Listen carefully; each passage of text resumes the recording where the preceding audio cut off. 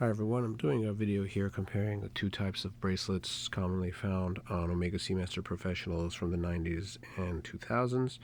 The bracelet on the right is the traditional Seamaster Professional bracelet, also known as a bond bracelet. Its number is 1503825. The bracelet on the left is what is called a speedy style bracelet, bracelet number 1610930. That's obviously called that because it's similar to Speedmaster bracelets. But don't be confused, it's still a actual Seamaster bracelet. The clasp says Seamaster, just like the clasp on the bond bracelet. You can get these bracelets on a number of Omega Seamaster Professionals from this era, and for the most part they are interchangeable, meaning if your watch came with a bond style bracelet, you could put the speedy on, and vice versa.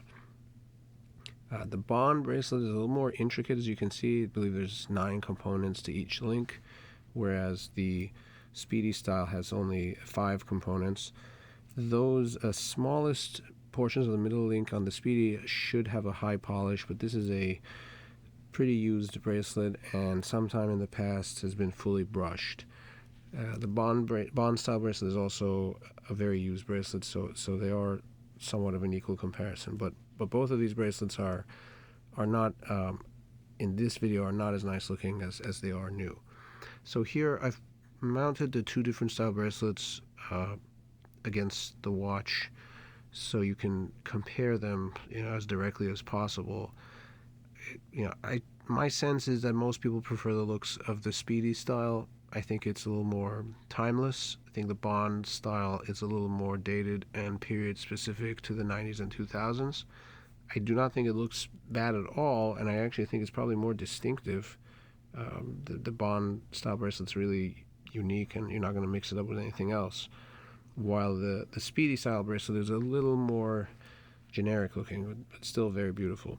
So here are the undersides of the bracelets. You can see the bracelet numbers on the bottom of the clasp. The second number also can refer to the number of the end link. So 930 is the number you'll find on the end link for the speedy style bracelet on the bottom, and 825 is the end link number for the bond style bracelet above. Another thing you can note here, difference between these two, is that the bond style bracelet has no taper. It's 20 millimeters at the end link, 20 millimeters at the clasp, while the speedy style bracelet does taper to 18 millimeters at the clasp. So here's the bond style bracelet on the watch. As I said before, the bond style bracelet is the more distinctive. It is unique to Omega and Seamaster, and visually unmistakable. In my personal opinion, it's also the more comfortable of the two. Even though it lacks the taper, I know some people care a lot about the taper to the clasp and prefer a smaller clasp. I don't really feel a difference made by that. I just feel the links on the bond style are just very comfortable and conform very nicely to the wrist. Here's the speedy style bracelet on the watch, and I think I do concur with what seems to be the majority opinion, that the speedy style bracelet looks nicer. I do, as I said, the bond is more unique, more distinctive to the watch. With the speedy style bracelet is really just a very nice looking classic bracelet that would never ever be out of style.